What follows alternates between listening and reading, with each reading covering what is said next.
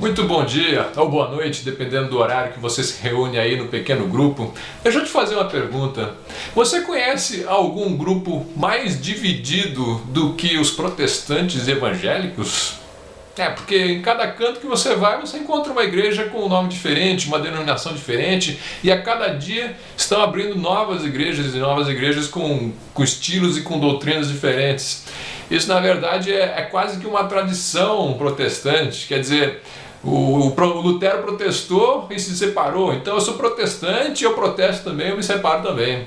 É claro que você tem que ver o porquê que Lutero se separou, ou na verdade foi excomungado, e o porquê que hoje se criam tantas denominações a cada instante. Só para você ter uma ideia, foi publicado pela Folha de São Paulo em 8 de janeiro de 2011 uma lista com os nomes de todas as igrejas que foram fundadas no Brasil em 2010. São mais de 100 igrejas. Talvez você já tenha visto esses nomes na internet, mas eu separei alguns nomes aqui só para você ter uma ideia. Congregação Anti-Blasfêmias, Igreja Chave do Éden, Igreja Evangélica de Abominação à Vida Torta, Igreja Batista Incêndio de Bênçãos, Igreja Batista Ô Glória, Comunidade do Coração Reciclado, Cruzada de Emoções, Igreja Automotiva do Fogo Sagrado, que será isso?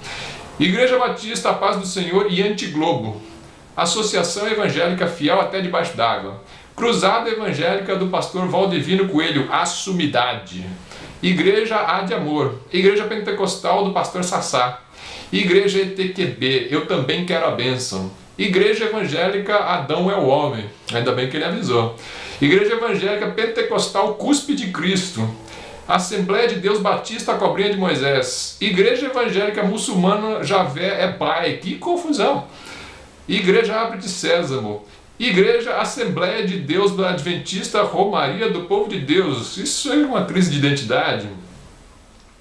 Igreja Bailarinas da Valsa Divina, Igreja Evangélica Batalha dos Deuses, Igreja Evangélica do Pastor Paulo Andrade, O Homem que Vive Sem Pecados, Igreja Evangélica Idolatria ao Deus Maior, que isso? Igreja MTV, Manto da Ternura em Vida, Igreja Pentecostal Marilyn Monroe, Igreja Quadrangular O Mundo é Redondo. Quer dizer, desculpa eu dar risada algumas vezes, mas é difícil levar a sério certos nomes que eles colocam aí. Não todos que eu li, mas mais alguns, parece brincadeira. Então, chega a ser uma comédia que os outros acabam rindo dos evangélicos por causa disso. Por causa dessa proliferação descontrolada de igrejas que aparecem no nosso país e em outros países também. Então, você tem isso aí vindo não simplesmente da reforma, não. Eu mencionei a reforma porque nós somos protestantes, mas isso antes da reforma já havia na igreja. Se você olhar a carta de Paulo aos Coríntios, a 1 Coríntios, capítulo 1, versículo 10 a 13, já tinha esse problema acontecendo. Rogo-vos, porém, irmãos, pelo nome de nosso Senhor Jesus Cristo, que digais todos uma mesma coisa e que não haja entre vós dissensões. Antes, sejais unidos em um mesmo pensamento e em um mesmo parecer. Porque, a respeito de vós, irmãos meus, me foi comunicado pelos da família de Cloé que há contendas entre vós. Quero dizer com isto que cada um de vós diz, eu sou de Paulo, e eu de Apolo, e eu de Cefas, e eu de Cristo. Está Cristo dividido? Foi Paulo crucificado por vós? Ou fostes vós batizados em nome de Paulo? Quer dizer, naquela igreja já tinha partidarismo, cada um dizia que seguia um líder espiritual. Na verdade, eles não fundaram novas igrejas necessariamente, mas já estavam com essa divisão e Paulo condena muito essa atitude. Evidentemente que hoje em dia, a gente vê até os crentes brigando na TV, um brigando com o outro, e a gente de casa também falando mal de um e de outro, e às vezes com razão. Mas o fato é, será que a forma de nós agirmos com isso é edificante ou é divisiva? Na verdade, você pode pensar que existem razões sim para que haja divisões. Veja só, Efésios 4, 1 a 6, Paulo está comentando esse mesmo assunto, ele diz, rogo-vos, pois eu, o preso do Senhor, que andeis como é digno da vocação com que foste chamados, com toda humildade, etc. Eu vou pular um texto, então, ele começa a falar a um só corpo, em um só espírito, como foste chamados em uma só esperança da vossa vocação, um só Senhor, uma só fé, um só batismo. Então, um só verdadeiro. Evidentemente que se aparecerem outros, eles vão ser falsos. Existe um só verdadeiro e nós, que somos irmãos, deveríamos estar unidos no que for verdadeiro. A Bíblia nos apresenta algumas razões que podem levar à divisão. Agora eu gostaria que você, que é líder de um pequeno grupo, discutisse esse assunto com bastante cuidado no pequeno grupo, porque dependendo da maneira como você conduzir, se você não for cuidadoso, você pode estar gerando divisão. Os irmãos aí do seu pequeno grupo vão acabar querendo se separar da igreja. Então, preste bastante atenção. Discuta com eles quais seriam razões bíblicas, não somente de opinião, mas razões bíblicas para que alguém se separasse de uma igreja. Esse é o primeiro ponto, separar de uma igreja, sair de um grupo ou não. Abrir uma nova religião, aí já é outra história completamente diferente. Você pode se juntar a um outro grupo sem necessariamente ter que abrir uma nova igreja. Mas eu separei aqui só 2 textos para você pensar a respeito disso. Um é Romanos 16:17. Romanos 16:17 diz assim: E rogo-vos, irmãos, que noteis os que promovem dissensões e escândalos contra a doutrina que aprendestes. Desviai-vos deles. Afaste-se deles. Então, a Bíblia nos instrui. Existem certas situações em que você tem que sim se afastar de certos crentes. E se existe uma igreja ou um grupo que está ensinando doutrinas que são escândalo contra a doutrina que os apóstolos ensinaram, era para se separar.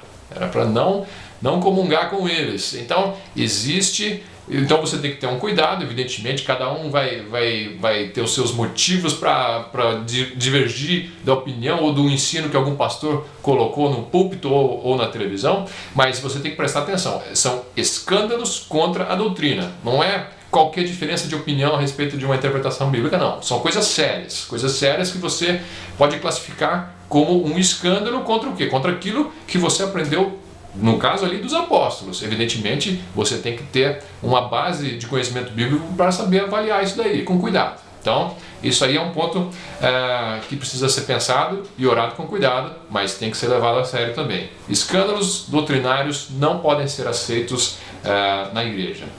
Tito 3,10 também diz: ao homem herege, depois de uma e outra admoestação, evita-o. Então você pode estar numa igreja, digamos que chegou um pastor novo, ele começa a ensinar heresias, você vai e exorta uma ou outra vez. Depois, evita.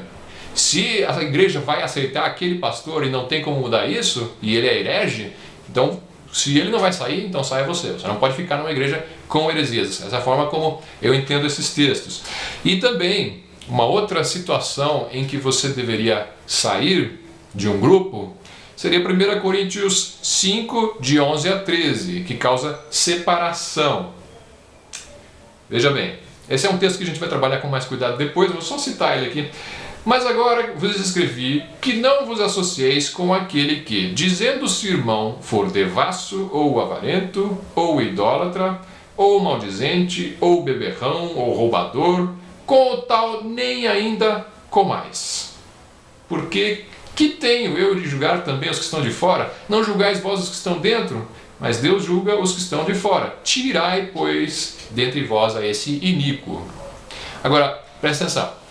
Essa igreja tinha muitos problemas de pecado, de divisão, de carnalidade.